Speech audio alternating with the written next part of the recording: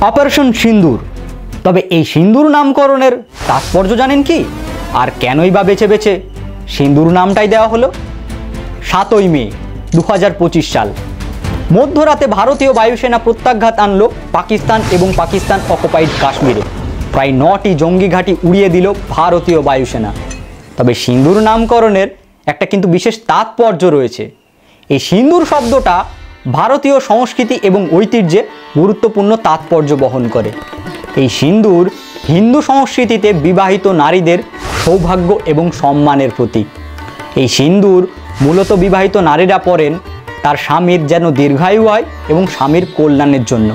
আর পেহেলগাঁওয়ের ঘটনাতে এই স্বামীদের নিহত করে করে তাদের সিঁদুর মুছে দিয়েছিল এই সন্ত্রাসবাদীরা। আর তাদের যোগ্য জবাব দিতেই হয়তো এই অপারেশন সিঁদুর ভারতীয় সেনাবাহিনীর। ভারতীয় সেনাবাহিনী বুঝিয়ে দিলেন অপারেশন সিঁদুরের মাঝে দিয়ে যে ভারতের দিকে তাকালে তাদের কি অবস্থা হবে। এই অপারেশন সিঁদুর দিয়ে বুঝিয়ে দিলেন ভারতীয় সেনাবাহিনী ভারতের সার্বভৌমত্ব এবং নাগরিকদের রক্ষা করতে কতটা প্রতিজ্ঞাবদ্ধ। তবে সবাই বলো জয় হিন্দ, ভারত মাতা কি জয়।